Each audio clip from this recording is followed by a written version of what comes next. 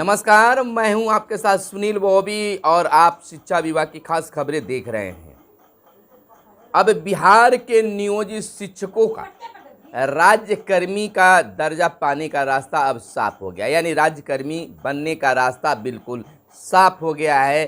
कुछ समय है और कुछ अड़चनें भी हैं, कुछ खामियां हैं तो कुछ अच्छाई भी है, लेकिन अब राज्यकर्मी बनने से बिहार के नियोजित शिक्षकों को नहीं रोका जा सकता। इसके लिए सरकार ने पूरी मन बना ली है। चाहे वित्त विभाग हो, शिक्षा विभाग हो या फिर कानूनी अड़चनें हो, सभी को सरकार ने समझ लिया है और नई शिक्षक नियमावली तैयार कर लिया है।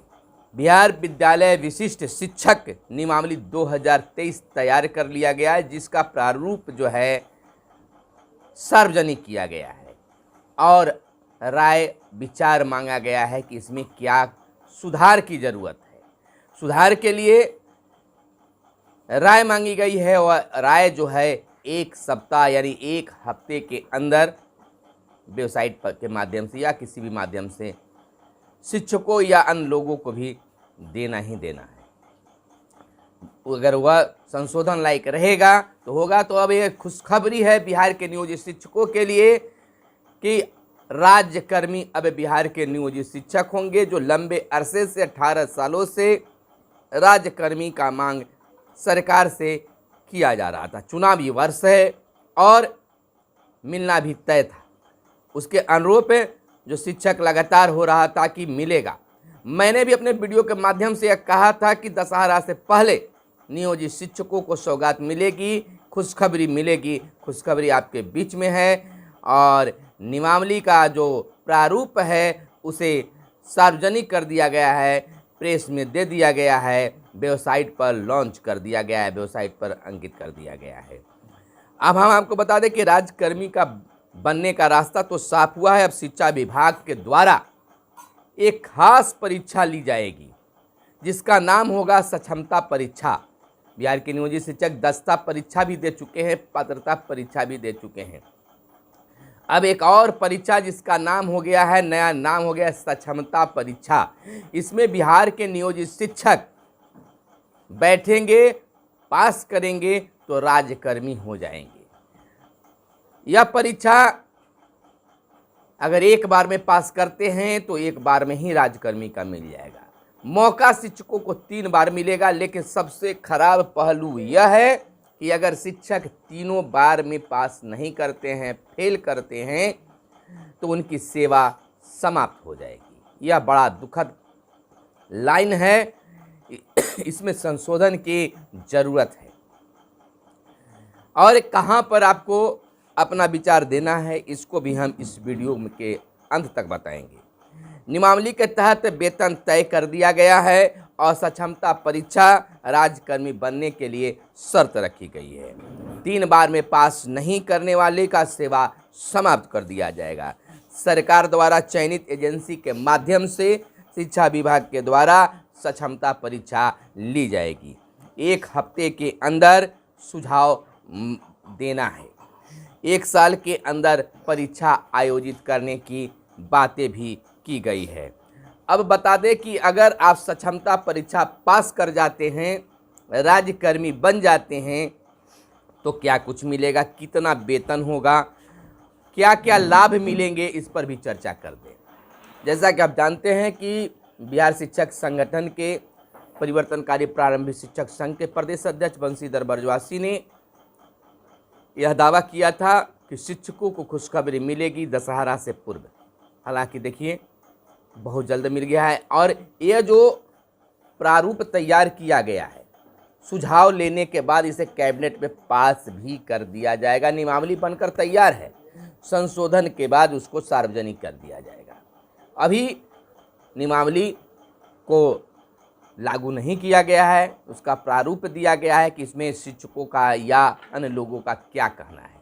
विचार लेने के बाद उसे कर दिया जाएगा और कार्य भी शुरू हो जाएगा और बहुत जल्द जो है बिहार के नियोजित शिक्षक राज्यकर्मी बन जाएंगे। सबसे पहली बात, अगर राज्यकर्मी बनते हैं तो आप जिला कैडर के यानी जिला स्तर संवर्ग के शिक्षक हो जाएंगे। अब समझ सकते हैं कि अभी आपका नियोजन इकाई पंचायत प्रखंड, जिला परिषद, बहुत तरह के नियोजन इकाइयाँ हैं जिससे आपको छुटकारा मिल जाएगा। और तमाम नियोजित शिक्षक जो राज्यकर्मी बनेंगे उनका जिला समवर्ग के स्तर का कैडर हो जाएंगे, यानी कि जिला समवर्ग के शिक्षक हो जाएंगे, जिसका प्रोन्नति का भी प्रावधान उसमें लाया गया है, यानी कि वह उनकी प्रोन्नति भी मिलेगी, प्रमोशन उनका होगा। 8 साल सेवा के बाद प्रोन्नति का नियम बनाया गया है कि 8 साल सेवा जिनकी होगी उनको प्रोन्नति मिलेगा। और सबसे बड़ी बात है जो लंबे अरसे से खासकर शिक्षिकाओं के द्वारा यह मांग किया जा रहा था तबादला का, तो अंतर जिला तबादला भी अब संभव हो पाएगा। यानी कि राज्यकर्मी बनने के बाद इन तमाम चीज़ों का, वेतन की बात तो ना कीजिए, वेतन क्या मिलेगा इस पर भी हम चर्चा कर लेंगे। आपको बता दें कि विशिष्ट शिक्षकों के मूल वेतन, एक बात और समझ लीजिए कि जो बिहार के नियोजित शिक्षक हैं उनका नाम हो जाएगा विशिष्ट शिक्षक, वरीयता का भी ख्याल रखा गया है। आपको बताते हैं कक्षा 1 से 5 तक विशिष्ट शिक्षक को 25,000 मूल वेतन होगा। कक्षा 6 से 8 तक के विशिष्ट शिक्षक को 28,000 मूल वेतन होगा। तो वहीं कक्षा 9-10 के विशिष्ट शिक्षकों के लिए 31,000 मूल वेतन होगा। कक्षा 11-12 के विशिष्ट शिक्षकों के लिए 32,000 मूल वेतन होगा।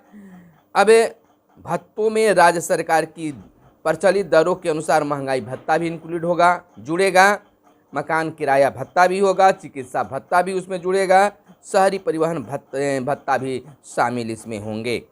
तो इतना आपका होगा। लेकिन यह कहा जा सकता है कि अगर 2003 और 5 में जो बहाल शिक्षक हैं उनका भी मूल वेतन वह बेसिक ग्रेड में हैं तो 29,000 के करीब, उससे कुछ ज़्यादा मान सकते हैं, उनका मूल वेतन भी है। और यहाँ पर 1 से 5 के लिए 25,000 किया गया है। तो इनको वेतन में तो कुछ घाटा होगा, इसमें भी संशोधन की ज़रूरत है। उसी प्रकार से अन्य शिक्षकों को भी ज़रूरत होगी। तो बहुत सारे चीज़ जो हैं जिस पर आपत्ति भी शिक्षक संगठन के नेताओं के द्वारा आना शुरू हो गया, उसको भी हम पार्ट 2 वीडियो में हम आपको दिखाएंगे कि किनका क्या कहना है।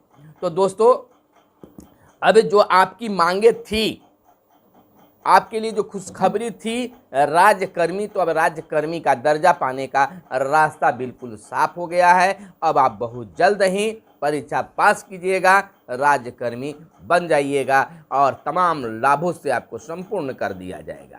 तो इस तरह से पार्ट 2 वीडियो के लिए, जिसमें ब्रजवासी जी का बयान होगा, अन्य शिक्षक नेताओं का बयान होगा, संदीप सौरभ जी का क्या कहना है, पार्ट 2 वीडियो में जरूर देखिएगा।